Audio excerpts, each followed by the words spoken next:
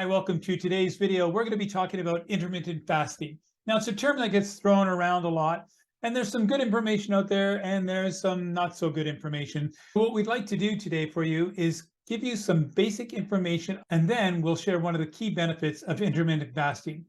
So, Sharief, let's get started first by just giving an overview of intermittent fasting. Thank you, Chris. This is really a very important topic, and thank you for the questions which has come through to stimulate this talk. Most people focus on the time restricted feeding. I know the time restricted feeding is very important because you'd like to rest your bowel and your gut, and this is a good opportunity for health.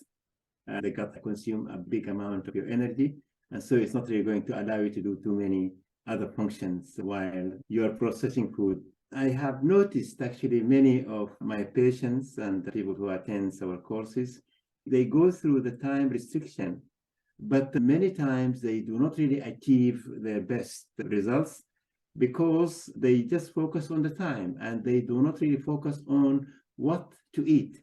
Because I think what to eat is also a very important issue to focus on. And this is why I think this talk is important, because we can take people through a little bit shortcuts actually to achieve better results in short periods of time by doing something about their diet. On the other hand, the intermittent fasting is not just weight loss, because I think most of people actually, they just really come to intermittent fasting because they want to lose weight. It is really a very important healthy lifestyle for prevention of disease and reversal of disease like high blood pressure, diabetes, heart disease, even dementia and cancers. There is a good amount of research which has documented that intermittent fasting is also very helpful in these respects. If you're going to go for the key, because I think every process has got a key that opens up the benefits of this intermittent fasting, the key is to lower your insulin. Why? Because insulin is the fat storage hormone, will not allow you to burn fat and ignite ketosis if the insulin is high.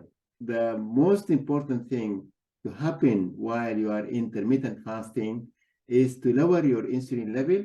And if you can do that, this is going to ignite ketosis. And ketosis actually is the process where the body starts using ketone bodies as fuel, because normally the body uses sugar as fuel, but we want it actually to train the body to burn fat. But the body cannot really burn fat straight away. It has to convert fat into ketone bodies to use them as a second or alternative type of fuel. In order to push your body to burn fat, you have to get rid of all of your sugar stores in the body. And then the body will have no option except to burn fat. We have got two types of fuel in the body. One of them is stored sugar as glycogen in our bodies, in the liver and muscles.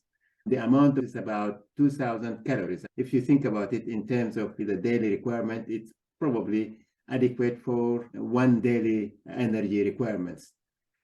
So you have to get rid of all of your sugar because the body burns sugar preferentially. Then at that stage, there's like a T-junction. In this T-junction, either you find more sugar or the body can produce more sugar and burn them, or it can go and burn fat instead. So this is really a very interesting area here. If you are not really getting rid of sugar completely, just to give you an example, somebody who intermittent fast, and every day when they finish their fasting, they go for high calorie dense food, like processed food or something like that. So they have consumed most of their stored sugar. But unfortunately, they have this type of sugar, and then they put too much energy in the body, which is going to refill the glycogen storage again. Then they come next day, and then they have to go through again through glycogen instead of getting to the next step. So at the end of it, they might not really benefit from intermittent fasting. And some of them actually they put on weight because they eat too much processed food, and then they put more energy in their body, and after a little while they end eventually by having more weight. That's a scary thing, that you could be thinking you're doing something good for your body by doing this intermittent fasting. And unfortunately, because of the food that you consume, you're actually putting more weight on in the end. On the next video, we're going to be talking about some of the different foods you can consider, and we're going to be talking about different types of intermittent fasting. Thanks again, Sharief, and thanks everyone for watching our video. We'll see you on the next one. Take care. Sharief and I appreciate you liking this video, and more importantly, remember to subscribe to this channel. There's a lot of content that we're going to be creating, and we don't want you to miss a single second of it.